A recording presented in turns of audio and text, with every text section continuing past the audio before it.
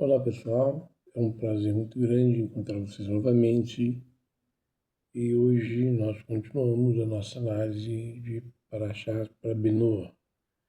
Hoje nós vamos fazer a análise da segunda aliá da Parashat Ucat Barak e nós vamos encontrar essa análise aonde nós poderemos entender melhor alguns acontecimentos. E nós, como sempre, fazemos análise nos 4 níveis de entendimento da teologia judaica, que é chamada de Pardes, que é o Pshat, o Remes, o Drash e o Sod. E será um prazer passear com vocês através do entendimento desta Parashá, desta semana, nesta segunda aliá da porção semanal. Está no livro de Bamidbar, número 19, 18 a 22. A segunda aliá da Parashá Ucat Barak está abordando estágios práticos de purificação e impureza da morte. Tumamet. Utiliza-se da mistura das cinzas da vaca vermelha, da novilha vermelha com água viva, aspergido por um homem impuro, usando um ramo de isopor. Sobre a tenda, utensílios de pessoas contaminadas. Abaixo dessa passagem é dissecada através do acrônimo Pardes. Então, conteúdo da nossa aliá. A segunda aliá conclui as leis da Paradumá, iniciadas na primeira aliá, após escrever a preparação das cinzas da vaca vermelha, os diversos estágios de impureza causados pelo contato com a morte. A Torá detalha agora o procedimento final de purificação de um indivíduo puro. Deveria aspergir água purificada sobre a pessoa ou objeto contaminado no terceiro e no sétimo dia. Aquele que se recusasse a passar pelo processo permaneceria impuro e seria excluído da comunidade sagrada. Embora o trecho seja curto, ele encerra um dos maiores mistérios da Torá, a coexistência entre pureza e impureza dentro do mesmo ritual. O impuro deve tomar isopo, mergulhar sua roupa com cinza e aspergir sobre o impuro. A aspersão deve ser feita do terceiro ao sétimo e no sétimo dia. Quem tocar em cadáver, osso ou sepulcro, torna-se impuro por 7 dias. Quem não se purificar, permanece impuro e contamina o Mishkan.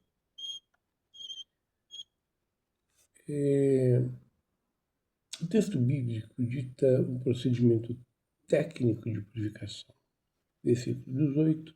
Um homem ritualmente puro pega o isopo, mergulha na água com cinza e asperge sobre a tenda objetos de pessoas que tocaram ossos, cadáveres ou sepulturas. 19. A aspersão ocorre estritamente no terceiro e no sétimo dia do processo de isolamento. No sétimo dia, o indivíduo lava suas roupas, banha-se ao anoitecer e torna-se puro. Versículo 20 até 22. Se um homem contaminado se recusa a passar pelo processo, sua alma é extirpada, é um carete, sofre essa alma da comunidade por profanar o santuário. Além disso, estabelece-se a regra do contágio. Tudo que o impuro tocar torna-se impuro. O texto descreve o procedimento prático da purificação. Isopo, água com cinza, aspersão em dias específicos. A impureza por contato com mortos é considerada grave, exigindo purificação para não contaminar o sagrado. A Torá determina que o homem ritualmente puro recolha a água misturada às cinzas da Paradumá. Essa água seja aspergida sobre a pessoa ou objeto impuro a aspersão ocorra no terceiro e no sétimo dia.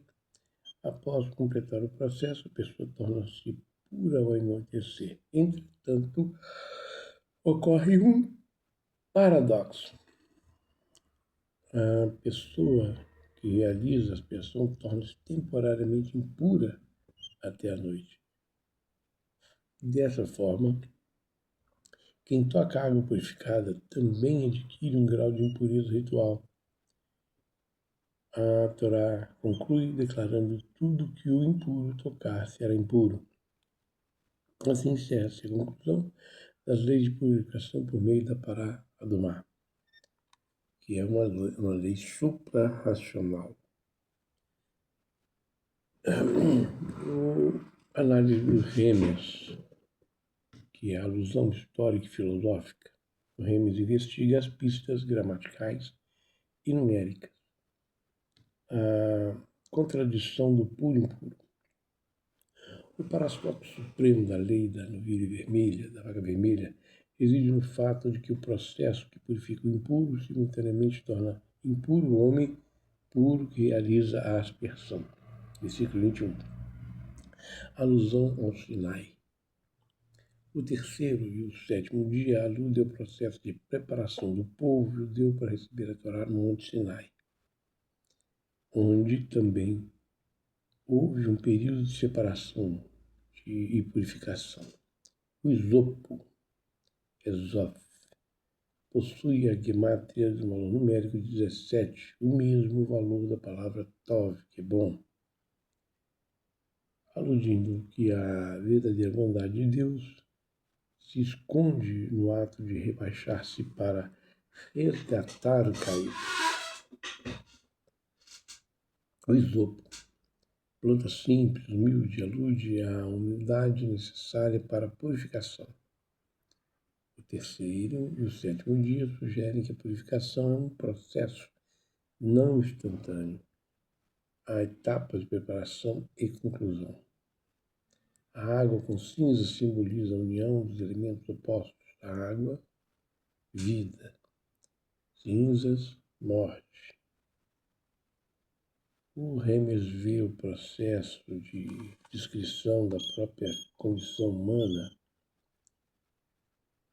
Todos carregamos, em algum nível, marcas de mortalidade, perdas, sofrimentos, limitações, decepções.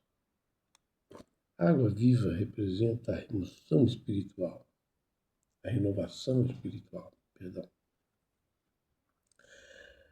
As cinzas representam a humildade adquirida após experiências difíceis. Juntas elas produzem cura. O fato de o purificador assumir temporariamente a impureza sugere um princípio profundo. Quem ajuda o outro a se levantar frequentemente compartilha parte do seu peso. Todo verdadeiro educador, mentor, líder espiritual, cuidador, conhece essa realidade. Auxiliar alguém exige envolvimento. Não existe transformação genuína sem empatia.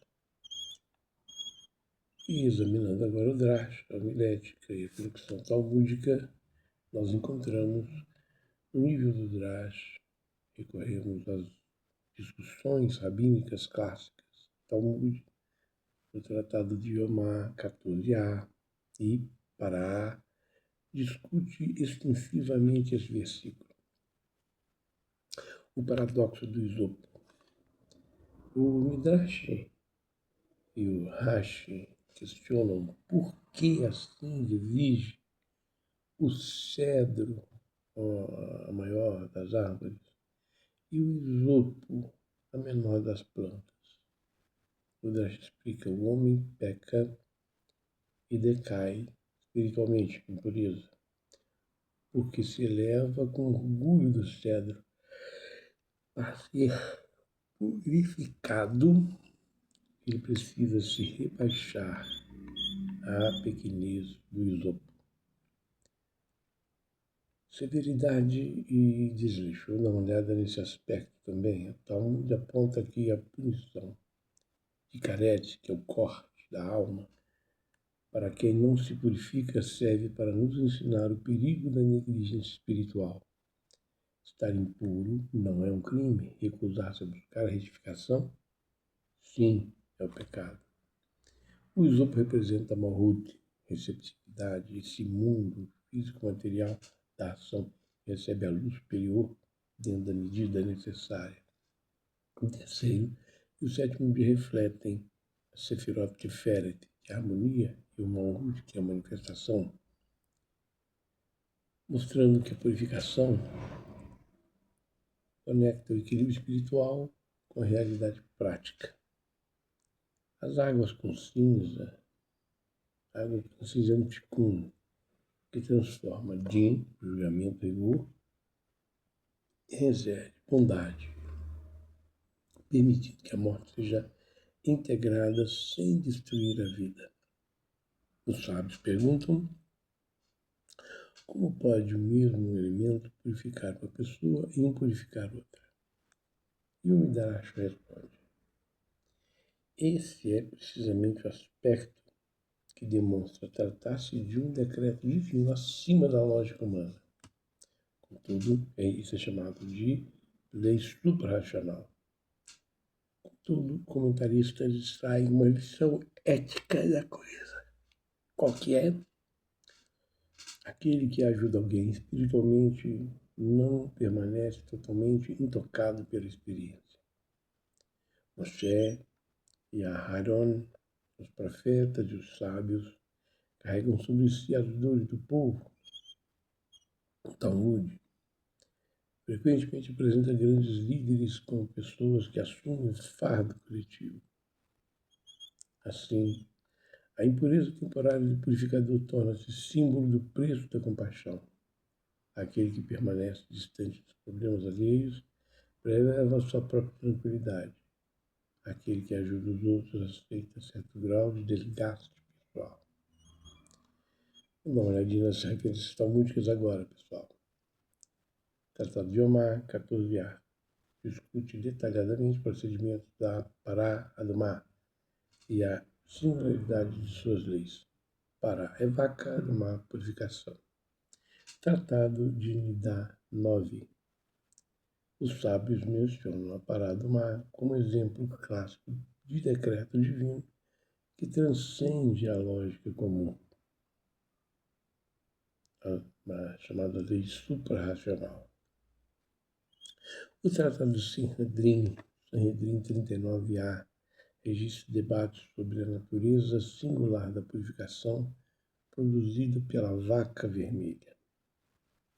O Tratado Sotá 14a ensina que o ser humano deve imitar os atributos divinos através dos atos de bondade e cuidado com os outros. Essa ideia conecta com o papel daquele que participa da purificação alheia. E chegamos, enfim, ao Sod, o segredo místico, cabalístico. Tumamet, a impureza da morte, é a manifestação máxima das forças da Sitra, o outro lado. A morte entrou no mundo através do pecado da árvore do conhecimento, cingindo a conexão entre o Criador, fonte da vida, e a criação. As cinzas representam o julgamento severo, o Gevurah, que foi totalmente consumido pelo fogo.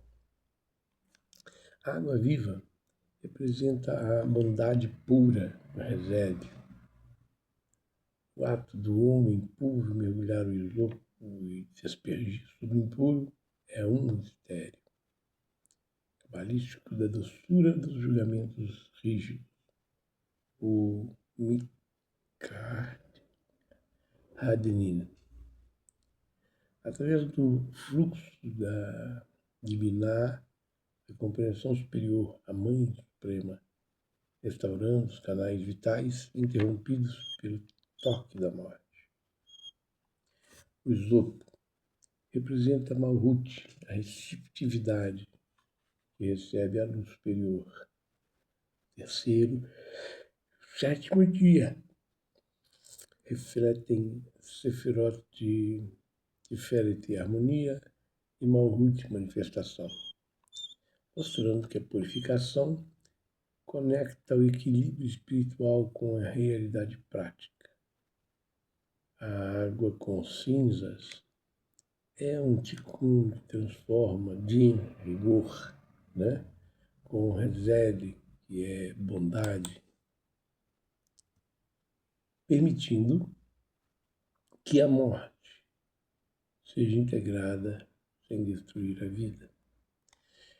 Na Kabbalah, minha gente, a impureza da morte representa a ocultação externa da luz divina. A água simboliza o fluxo de resed, que é bondade. As cinzas representam a transformação das givrot, das rigores, das rigidezes, do juízo severo. A união destes elementos produz um processo de retificação espiritual, o tikkun. O Zohar ensina que a purificação exige contato simultâneo com duas forças: a consciência da afinidade humana e a consciência da eternidade divina. A morte lembra o limite do mundo físico. A água viva recorda que a alma permanece conectada à sua fonte. O fato de o purificador tornar-se temporariamente impuro reflete um princípio místico. Para elevar algo que cai, é necessário descer até a sua realidade. Assim como a Shekhinah desce aos mundos inferiores para levá-los, também o purificador entra parcialmente em contato com o estado daquele que está ajudando. Com a lente racídica, nós vamos quebrando a apatia existencial.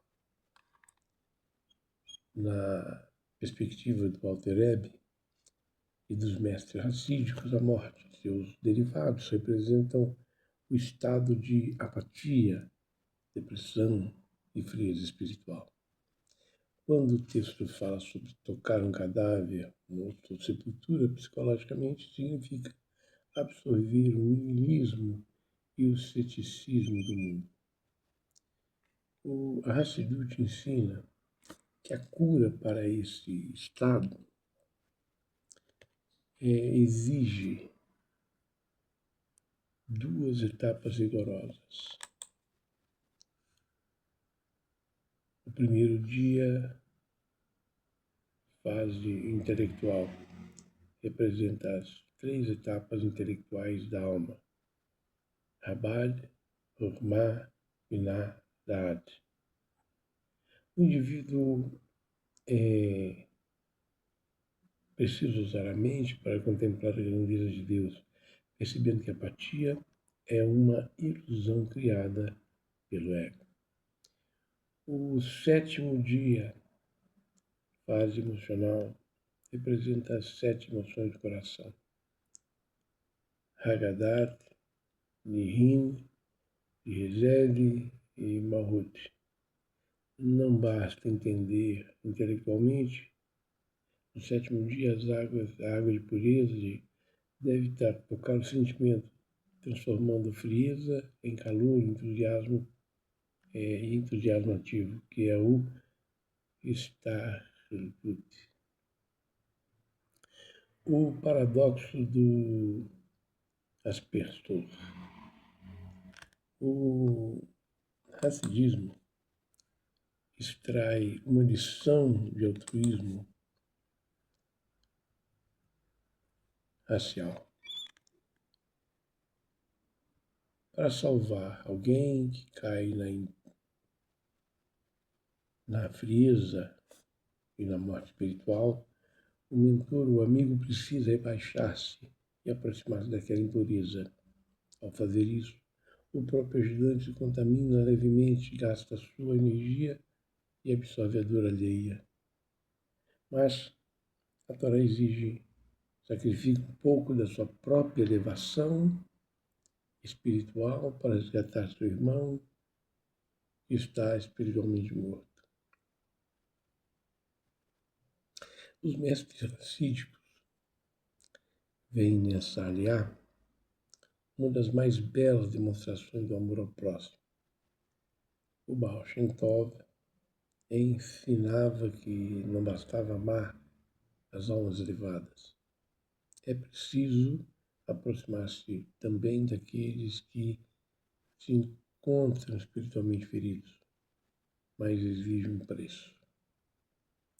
Quem ajuda o outro ser humano precisa investir tempo, energia, paciência e compreensão. A impureza temporária do purificador simboliza exatamente esse investimento. O Rebbe de Lubavitch explica que a missão de iluminar o mundo exige disposição para sair da própria zona de conforto. A santidade não consiste apenas em preservar a pureza, a própria pureza, consiste também em ajudar os outros a recuperarem a deles. A aplicação disso para nós de Noah. Embora as leis de pureza ritual não sejam obrigatórias para o Bnei Noah, seus ensinamentos espirituais são profundamente universais. Ajudar os outros exige envolvimento. Não é possível transformar a vida mantendo distância emocional. Toda ajuda genuína requer empatia. A compaixão tem um custo. Quem apoia a pessoa em sofrimento frequentemente experimenta desgaste. Isso não é um sinal de fracasso, isso é parte da missão. A humildade, ela precede a renovação. As cinzas lembram que o crescimento espiritual começa quando reconhecemos nossas limitações. A vida pode renascer após períodos difíceis. A água viva simboliza esperança. Mesmo após as perdas e crises, a renovação continua possível. 5. Nem tudo está plenamente compreendido. A Pará do Mar ensina que algumas verdades espirituais ultrapassam a lógica humana. A maturidade espiritual inclui aprender a viver com reverência diante do mistério. Embora leis rituais de pureza na ilha vermelha fossem exclusivas para o serviço do tabernáculo destinadas ao povo de Israel, a essência moral e espiritual da Parashá, da Torá, é universal. Para o Bnei Noah, essa aliá traz diretrizes fundamentais para a sua jornada monoteísta. Combate ao niilismo, que é o toque no cadáver. O mundo contemporâneo é reflexo de filosofias materialistas que tratam a experiência como um mero incidente biológico. Isso é a tenda da morte espiritual. Bnei Noah deve santificar-se, mantendo a sua mente blindada contra o ateísmo prático e o desempenho do desespero existencial, buscando a água viva do conhecimento do Criador. 2. O caminho do humildade para servir a Deus em sua forma genuína. O Bnei deve evitar a armadilha do orgulho intelectual, o cedro. O reconhecimento de que somos criaturas dependentes da vontade divina, a cada segundo gera a verdadeira retidão moral. 3. A responsabilidade do ambiente, a tenda. O versículo dita que tudo que está na tenda do morto torna-se impuro. Para o Bnei Noah, isso serve como alerta sobre as influências ambientais. Ambientes onde há fofoca, promiscuidade, desonestidade ou idolatria sutil contaminam quem ali habita. É dever do justo selecionar os locais e conteúdos que consome e as amizades que cultiva. A ação no terceiro e no sétimo dia, persistência. a identificação de um mau hábito ou uma crise de fé não acontece instantaneamente, exige um processo linear de tempo simbolizado pelo intervalo dos dias. É necessário persistir no processo, as 7 leis, e na prece constante, sabendo que a purificação da mente e do coração é gradual. A humildade. O Isopo ensina que a verdadeira purificação vem da simplicidade, da humildade, não da ostentação. O processo espiritual. A purificação em dias distintos mostra que a transformação é ética e espiritual e exige tempo e constância. Vida e morte. Reconhecer que a vida é finita e que a morte deve inspirar responsabilidade moral e bondade. 8.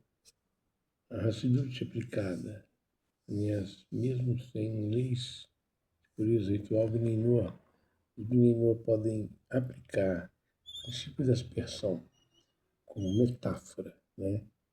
Pequenas ações repetidas de bondade e fé purificam e transformam o mundo. A conexão da primeira aliá. A primeira aliá apresentou o decreto da Pará do Mar.